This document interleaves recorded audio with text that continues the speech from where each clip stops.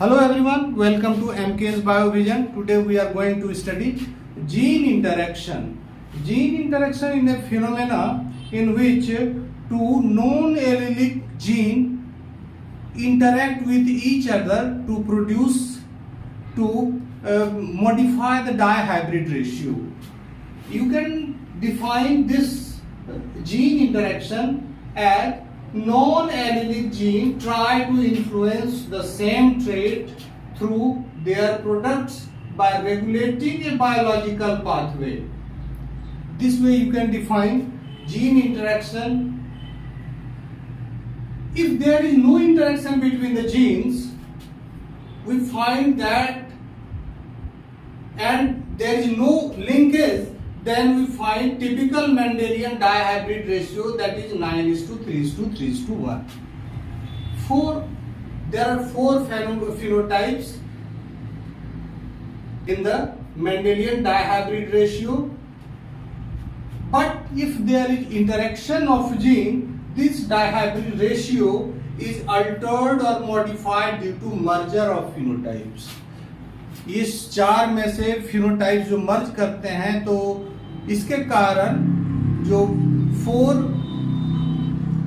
Types होते हैं phenotype के वो कम हो जाते हैं, यानी कि यू विल गेट 3 और 2 phenotypes in case of interaction of gene due to modification of dihybrid ratio.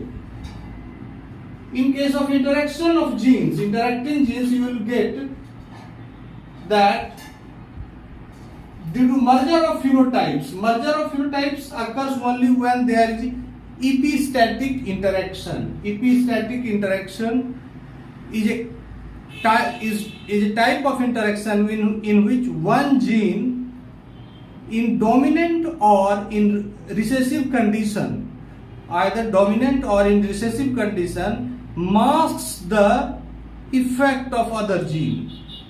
तो इपिस्टैटिक इंटरेक्शन में एक gene, suppose A, either capital A small A हो, वो इस दूसरे जीन बी को पूरी तरह से मास्क कर लेता है, या फिर ए रिसेसिव कंडीशन में हो तो मास्क कर लेता है. तो ये इपिस्टैटिक इंटरेक्शन के कारण होते हैं. ये जो इंटरेक्शन होता है कई तरह के होते हैं. Typically you will get 6 types of epistatic interaction and this leads to the modification of dihybrid ratio. अब देखिए मर्जर ऑफ फिनोटाइप्स के कारण 2 to 3 फिनोटाइप्स हो जाते हैं. 2 फिनोटाइप्स होता है, इसके एग्जाम्पल है वो है कॉम्प्लीमेंट्री जीन जिसमें 9:7 का फिनोटाइप हो जाता है, इनहिबिटरी जीन जिसमें 13:3 का रेशियो हो जाता है, और डबल डोमिनेंट जीन जिसमें 15:1 का रेशियो हो जाता है. 3 फिनोटाइप्स वाले इंटरेक्शन है डोमिनेंट इपिस्टैसिस जिसमें 12:3:1 का रेशियो होता है, रिसेसिव इपिस्टैसिस जिसमें 9:3:4 का रेशियो होता है, एंड डुप्लीकेट जीन जिसमें 9:6:1 का रेशियो होता है. इसको हम 1 by 1 पढ़ाएंगे. नॉन इपिस्टैटिक इंटरेक्शन भी होता है जीन्स का, जिसमें कोई जीन दूसरे जीन के इफेक्ट को पूरी तरह से मास्क नहीं करता है. तो इस केस में हमको 4 फिनोटाइप्स मिलते हैं जो बिल्कुल डाइहाइब्रिड रेशियो के जैसा होता है. 9:3:3:1 में इसका एग्जाम्पल है कॉम्ब शेपिंग चिकन.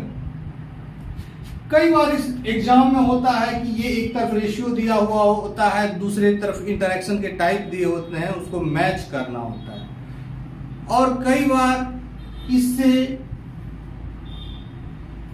क्वेश्चन बना के दिया जाता है.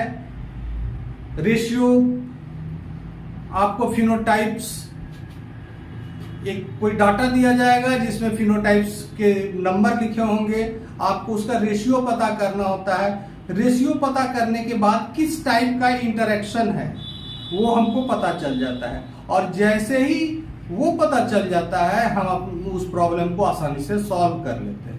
तो we are talking about gene interaction. epistatic interaction. epistasis can be defined as a case when one gene modifies or masks the expression of another gene at distant loci. एक gene दूसरे gene के प्रभाव को affect करता है, modify करता है, जो एक ही क्रोमोसोम पर कहीं और एक या किसी और क्रोमोसोम पर सिचुएटेड रहता है. It is a non allylic separation. Each gene affect the same character. दोनों जो जीन है एक ही कैरेक्टर को. Gene interaction, particularly epistatic gene interaction. Epistasis can be defined as a case where one gene modifies or masks the expression of another gene at a distant loci. एक chromosome पर या किसी दूसरे chromosome पर कोई दूसरा gene है, उसके प्रभाव को ये इफेक्ट करता है, मॉडिफाई करता है. या it is a non allylic separation. Each gene affect the same character. Epistasis can be shown by either dominant gene A or recessive allele small a. Epistasis can be shown by a dominant gene as well as a recessive gene also. यहां हम ये देखने की बात है कि जब हम एलिलिक इंटरेक्शन की बात करते हैं, जो कि एक परफेक्ट, बहुत केस में ये परफेक्ट डोमिनेंट और रिसेसिव रिलेशनशिप शो करता है, उसमें ये एलिलिक इंटरेक्शन होता है और उसमें एक जीन दूसरे जीन, एक एलील दूसरे एलील के इफेक्ट को मास्क करता है. यहाँ कैपिटल ए दूसरे रिसेसिव ए को मास्क कर लेता है. लेकिन इन केस ऑफ एपिस्टेसिस, एक जीन जो कि डोमिनेंट कंडीशन में हो या फिर रिसेसिव कंडीशन में हो, इन दोनों ही कंडीशन में दूसरे जीन को यह मास्क करता है. इसी रिस्पेक्ट में ये एक डोमिनेंट रिसेसिव रिलेशन से अलग है, क्योंकि ये non allylic interaction. The gene that masks the effect of another gene is called epistasis. Epistatic gene, वो जीन जो दूसरे के प्रभाव को ढकता है, उसको एपिस्टैटिक कहते हैं. और the gene whose effect is masked is called hypostatic. There are 6 types of epistatic interactions. तो कुल मिलाकर 6 टाइप्स के हैं एपिस्टैटिक इंटरेक्शंस, जिसको हम वन बाय वन स्टडी करेंगे. पहला जो है डुप्लीकेट रिसेसिव इंटरेक्शन. इसको हम कॉम्प्लीमेंट्री जीन के भी नाम से जानते हैं. इसका एग्जाम्पल है flower colour in sweet pea और Lathyrus ओडोरेटस. Here the dominant homozygous of each gene is epistatic. ये ध्यान देने वाली बात है कि यहाँ जो होमोजाइगस कंडीशन है, रिसेसिव होमोजाइगस कंडीशन है, वही एपिस्टैटिक है.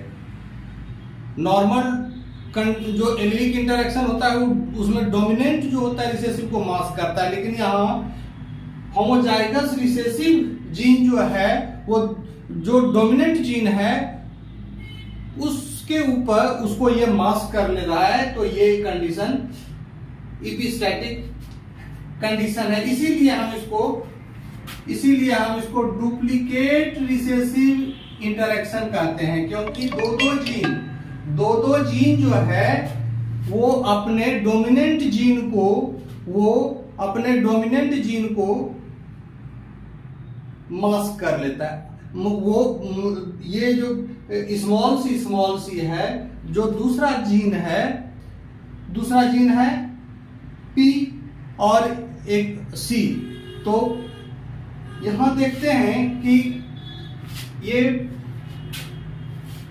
स्मॉल सी होमोजाइगस कंडीशन में ये कैपिटल सी या फिर capital C small C heterozygous, ये दोनों को मास्क कर लेता है. इसको मास्क कर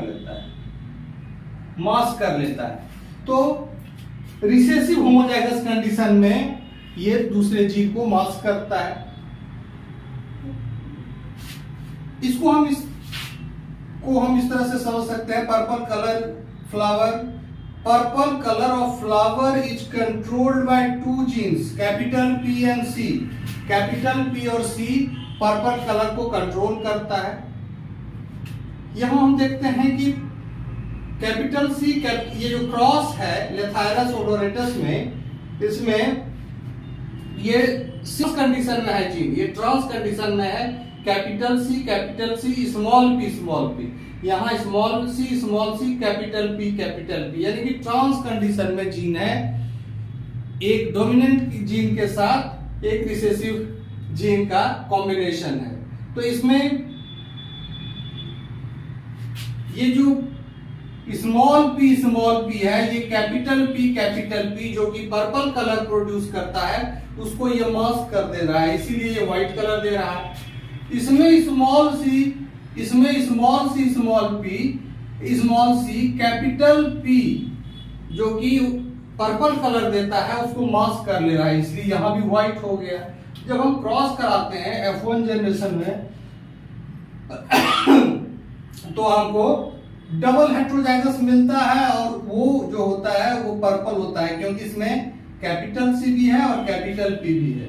तो इस तरह से डबल हेट्रोजाइगस कंडीशन में F1 में ये पर्पल होता है। F2 जनरेशन जो सेल्फिंग के बाद होता है, उसमें हम देखते हैं कि 9 जो होता है पर्पल होता है, क्योंकि इस सभी में एक कैपिटल सी होता है और एक कैपिटल पी होता है, ये पर्पल होता है।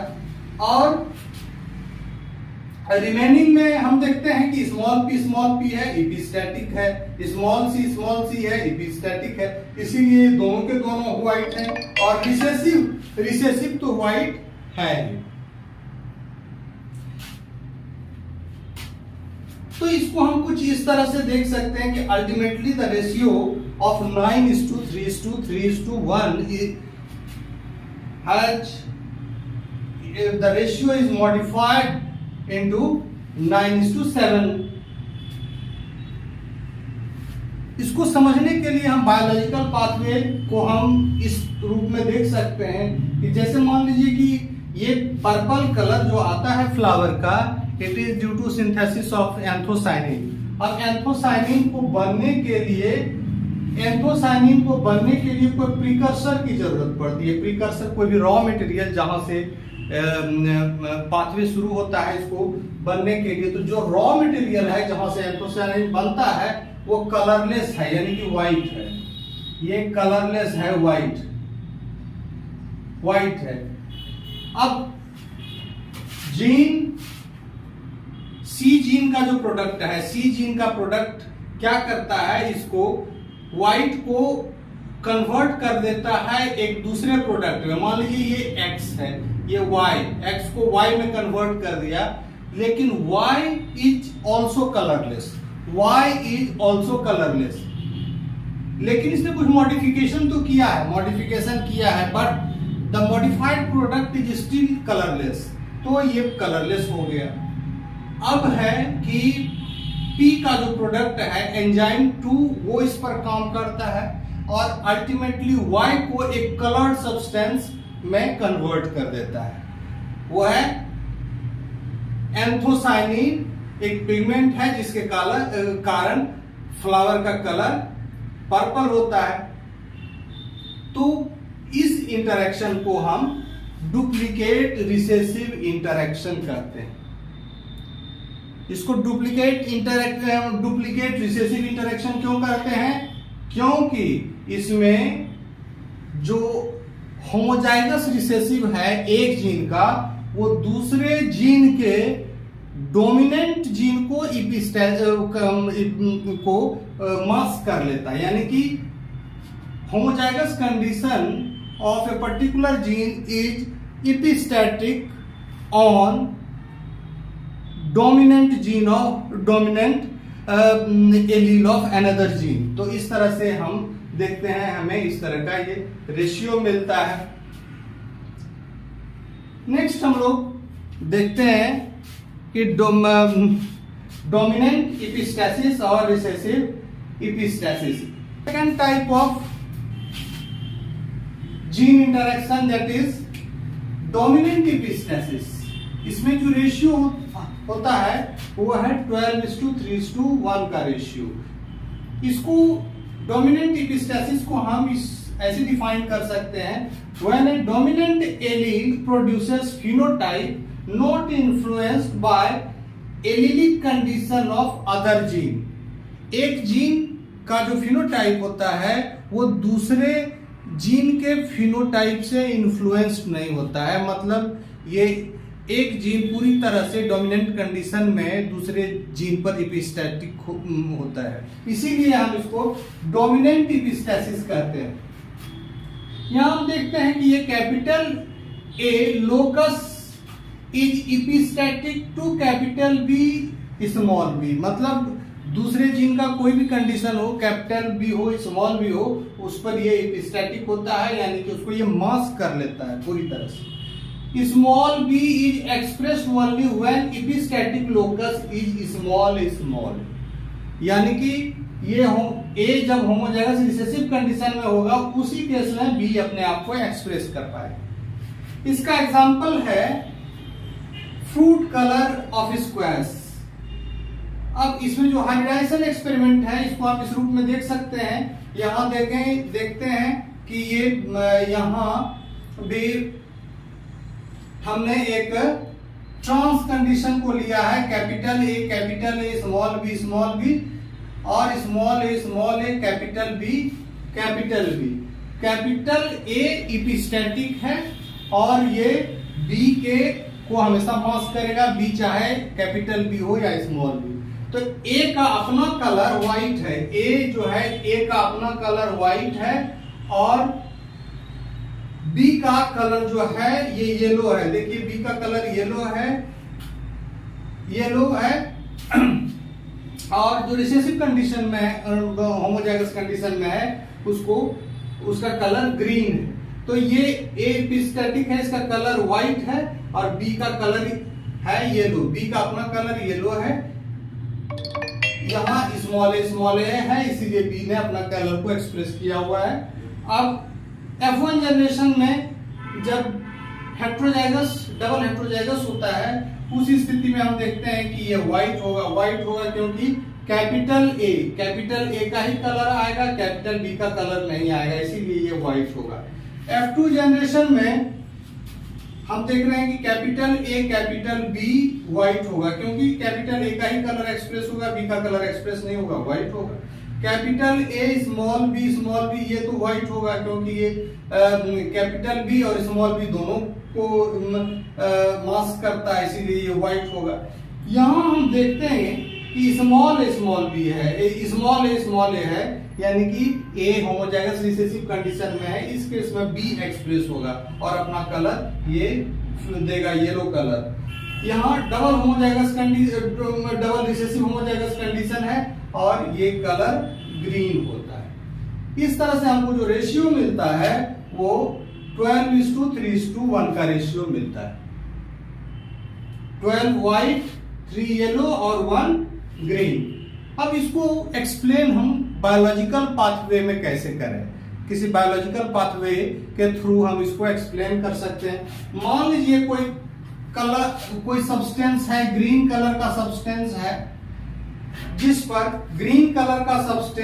जिस पर एंजाइम ए लगता है, तो इसको व्हाइट बना देता है, और एंजाइम बी लगता है तो इसको येलो बना देता है ना।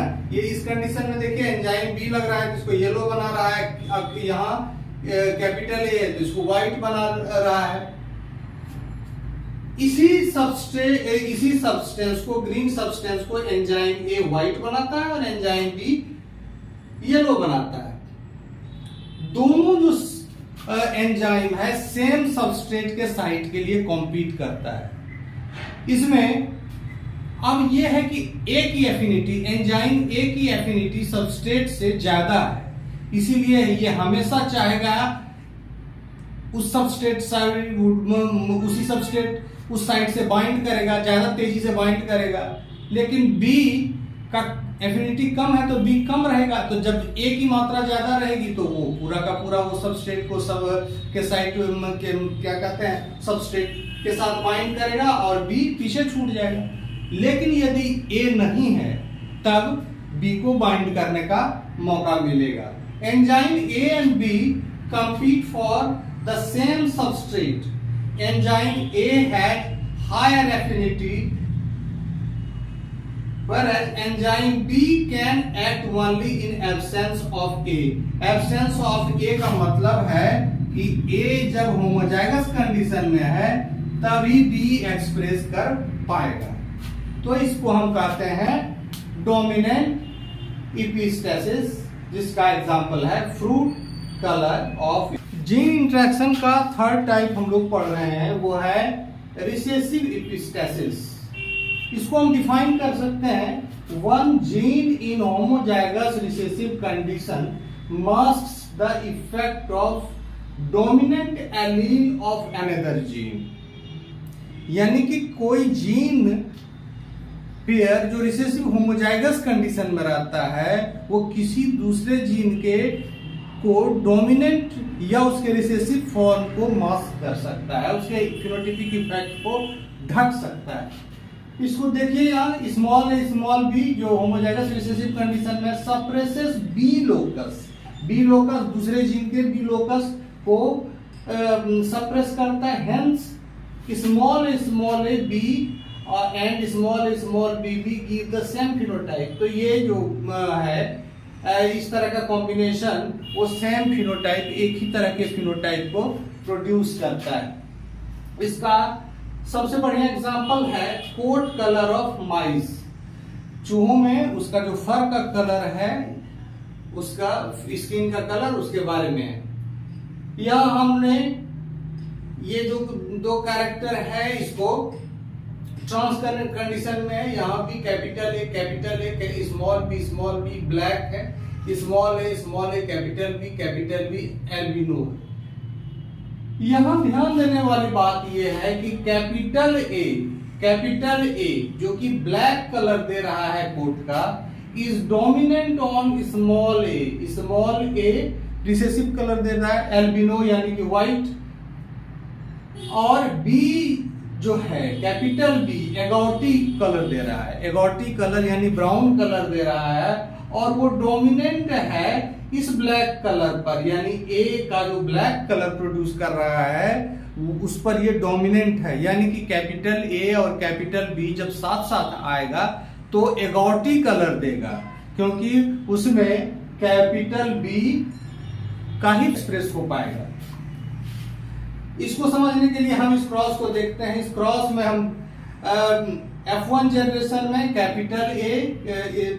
कैपिटल स्मॉल बी कैपिटल, ये होमोजाइगस कंडीशन है, डबल हेटेरोजाइगस कंडीशन है। इसमें देखते हैं कि ये एगोटी कलर दे रहा है क्योंकि यहाँ कैपिटल ए और कैपिटल बी दोनों है। F2 जनरेशन में कैपिटल ए कैपिटल बी जहां भी है वो सारे के सारे एगोटी हुए। कैपिटल ए ब्लैक कलर को दे रहा है तो कैपिटल ए जहां भी है वो ब्लैक कलर प्रोड्यूस कर रहा है। स्मॉल ए जहां भी है स्मॉल ए डोमिनेट कर रहा है, रिसेसिव होमोजाइगस कंडीशन में डोमिनेट कर रहा है। वो किसको डोमिनेट कर रहा है? बी के फिनोटाइप को डोमिनेट कर रहा है। तो यहाँ देखिए स्मॉल ए यहाँ भी है और यहाँ भी है, दोनों कंडीशन में ये एल्बिनो यानी कि व्हाइट कलर ये दे रहा है। बायोकेमिकल पाथवे की हम बात करें तो हम इसको इस रूप में समझ सकते हैं कि कोई भी व्हाइट सब्सटेंस या एल्बिनो सब्सटेंस है जो कि कोट कलर में व्हाइटनेस दे रहा है, व्हाइट कलर दे रहा है। अब इस पर यदि एंजाइम एक्ट ए काम करता है, एंजाइम ए एक्ट करता है तो वो ब्लैक कलर दे रहा है, यानी कि albino is converted into black colour by the enzyme A. अब इस ब्लैक कलर को एंजाइम बी क्या करता है? कन्वर्ट करके एगोटी कलर यानी ब्राउन कलर प्रोड्यूस करता है। तो ब्राउन कलर के बनने के लिए एंजाइम ए, कैपिटल ए और एंजाइम बी दोनों का होना जरूरी है। तो इसका जीन इंटरेक्शन है डुप्लीकेट डोमिनेंट, इसका रेशियो होता है 15:1, यानी कि जो रिसेसिव डबल रिसेसिव होमोजाइगस है उसको छोड़कर बाकी सारे फिनोटाइप मर्ज कर जाते हैं और इस तरह से ये संख्या 15 हो जाती है। इसको हम इस रूप में डिफाइन कर सकते हैं, it is case when both the genes produce same phenotype without cumulative effect. दो जीन जिसको कंसीडर किया गया है वो दोनों जीन सेम फिनोटाइप देते हैं इंडिविजुअली और साथ में रहकर भी। फिनोटाइप में कोई चेंज नहीं है, अलग अलग हो या दोनों कंबाइन हो, फिनोटाइप एक ही देता है विदाउट क्यूमुलेटिव इफेक्ट। यदि क्यूमुलेटिव इफेक्ट होगा तो वो क्वांटिटेटिव इनहेरिटेंस हो जाएगा। We are talking about qualitative inheritance, और क्वालिटेटिव इनहेरिटेंस है इसीलिए हमने लिखा है यहाँ विदाउट क्यूमुलेटिव इफेक्ट। कोई क्यूमुलेटिव या एडिटिव इफेक्ट दोनों जीन के बीच में नहीं होने को होगा, यानी कि दोनों जीन सेपरेटली इक्वल फिनोटाइप देंगे और दोनों साथ में रहकर भी वही फिनोटाइप देंगे। इसमें कोई अंतर नहीं होगा। यहाँ हम इस हाइब्रिडाइजेशन एक्सपेरिमेंट को देखते हैं, कैपिटल ए स्मॉल बी, ये दोनों में देखिए एक एक पेयर जीन है जो डोमिनेंट कंडीशन में है। ये ट्रायंगुलर शेप को दे रहा है, ये जो एग्जांपल है इसका, इस डुप्लीकेट डोमिनेंट का, वो है capsule shape of shepherd purse. एक प्लांट है जिसके फ्रूट का ये एग्जांपल है। इस फ्रूट के शेप इसका फ्रूट जो होता है ड्राई होके उसका ड्राई होने के बाद इसका डेसेंस होता है और इस फ्रूट टाइप को हम यहाँ कैप्सूल कहते हैं। तो कैप्सूल का जो शेप होता है वो ट्रायंगुलर भी हो सकता है और ओवल भी हो सकता है। ट्रायंगुलर तब होगा जब कोई न कोई एक जीन उसमें डोमिनेंट कंडीशन में पाया जाएगा। तो यहाँ देखिए डोमिनेंट कंडीशन में ये है, यहाँ ए है, यहाँ बी है, दोनों के दोनों ट्रायंगुलर है। यहाँ तो दो है डोमिनेंट कंडीशन में, तो ऑब्वियसली यहाँ तो ट्रायंगुलर होगा ही। तो इस तरह से हम देखते हैं कि F2 जनरेशन में ये कैपिटल ए कैपिटल बी वाले ट्रायंगुलर, कैपिटल ए वाले भी ट्रायंगुलर और कैपिटल बी वाले भी ट्रायंगुलर। बच जाता है एक डबल होमोजाइगस रिसेसिव, ये केवल ओवल कंडीशन देता है और इस तरह से 15:1 का रेशियो आता है।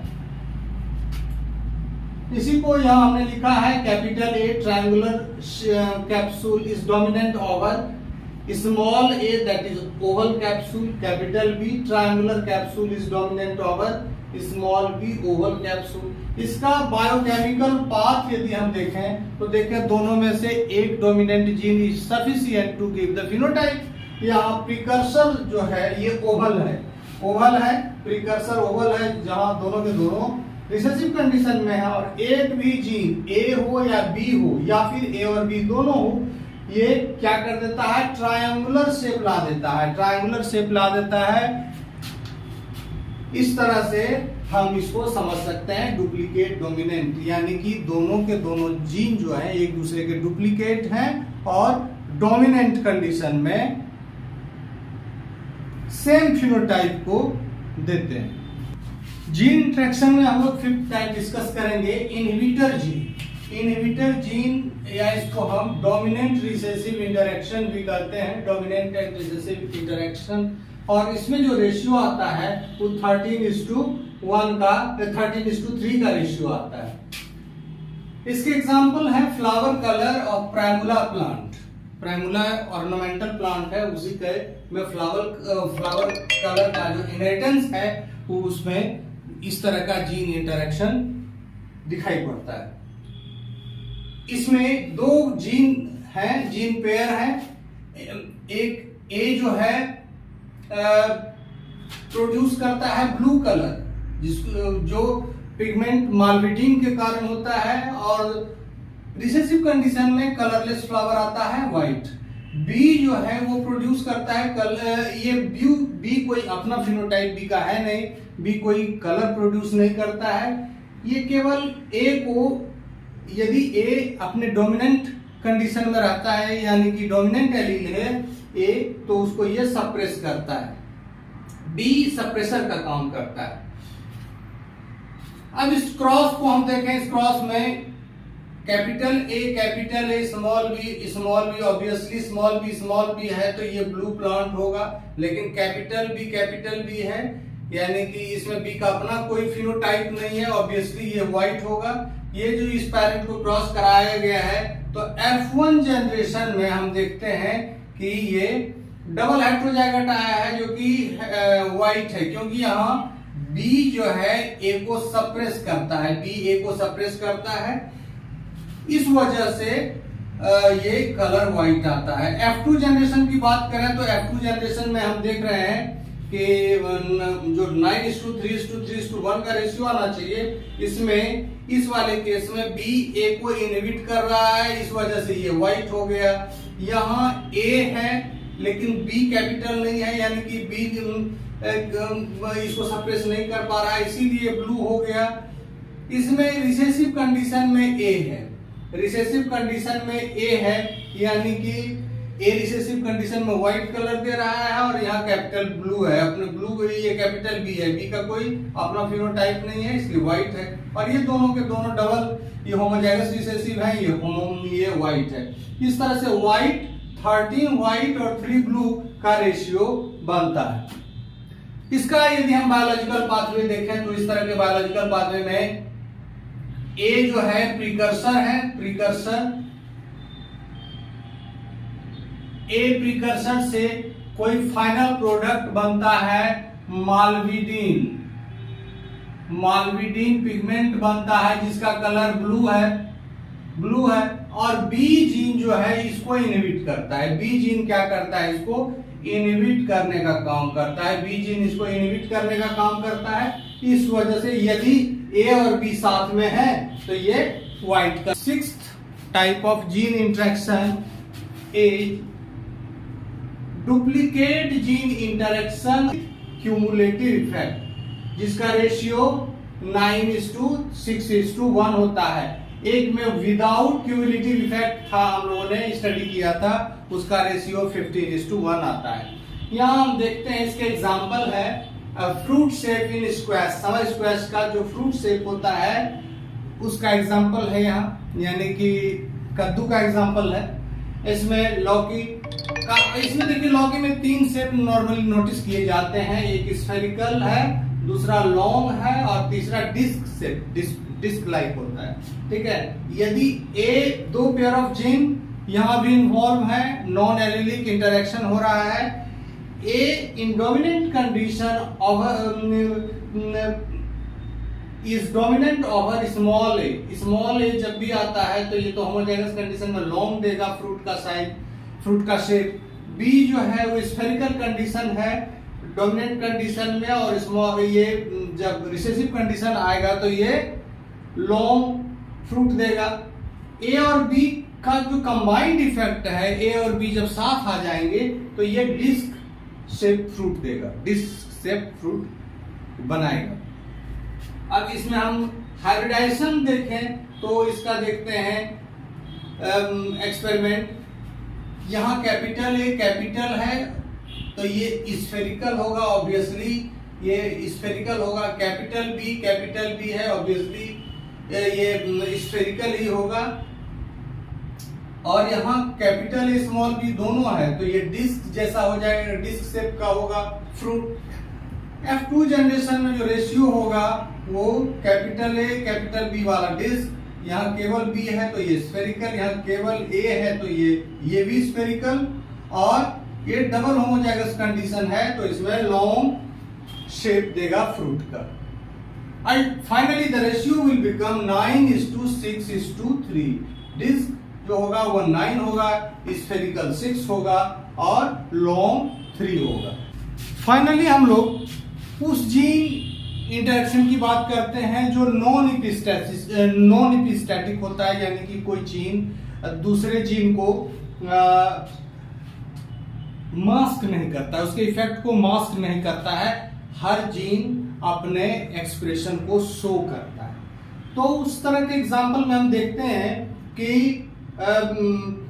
डायहाइब्रिड रेशियो का कोई मॉडिफिकेशन नहीं होता है। There is no modification of dihybrid ratio and ratio remains as it is 9:3:3:1 unmodified dihybrid ratio.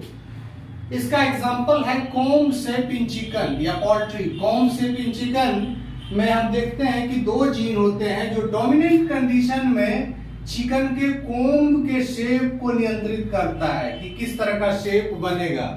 ठीक है, यदि दोनों जीन इकट्ठे, इसके डोमिनेंट एलील इकट्ठे हो जाएं तो ये एक शेप बनाता है that is called walnut shape. Walnut shape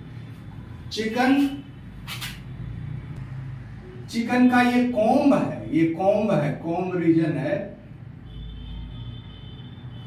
reason है और ये इसी के शेप की बात हम कर रहे हैं, इसी के शेप की हम बात कर रहे हैं।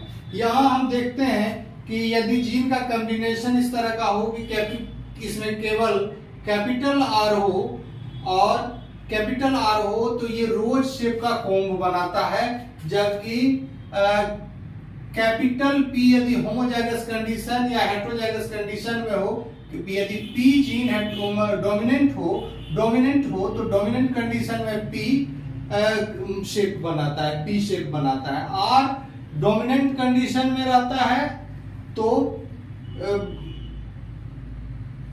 रोज शेप बनाता है और पी डोमिनेंट कंडीशन में रहता है तो पी शेप बनाता है। लेकिन दोनों जब एक साथ आ जाते हैं, आर और पी एक साथ आ जाते हैं तो ये वॉलनट शेप देता है। अब यहां देखते हैं कि F1 जनरेशन में तो वॉलनट शेप आ गया। F2 जनरेशन में क्या होता है? F2 जनरेशन में यहां हम देखते हैं कैपिटल आर और कैपिटल पी दोनों साथ हैं तो ये वॉलनट हो गया। यहाँ कैपिटल आर है केवल और पी जो है होमोजाइगस रिसेसिव है तो ये रोज शेप का हो गया। यहाँ आर होमोजाइगस रिसेसिव है और यहाँ कैपिटल पी है तो ये पी शेप का हो गया। और यहाँ डबल ये होमोजाइगस रिसेसिव कंडीशन है तो ये सिंगल शेप का हो गया। यानी कि जब हम रेशियो को देखते हैं तो रेशियो वॉलनट हो जाता है 9 रोज 3 P3 और सिंगल 1 9:3:3:1। ये तब होता है जबकि R और P जीन इक्वली डोमिनेंट होते हैं और ये आपस में मिलके एक वॉलनट शेप देता है और एपिस्टेसिस नहीं होता। एपिस्टेसिस मतलब एक जीन दूसरे जीन पर किसी भी कंडीशन से हावी नहीं होता है। दोनों जीन का फिनोटाइप के एक्सप्रेशन में इक्वल इंपॉर्टेंस होता है। लेक्चर आपको अच्छा लगा होगा, लाइक कीजिए, सब्सक्राइब कीजिए और शेयर कीजिए अपने दोस्तों के साथ। Okay, thank you.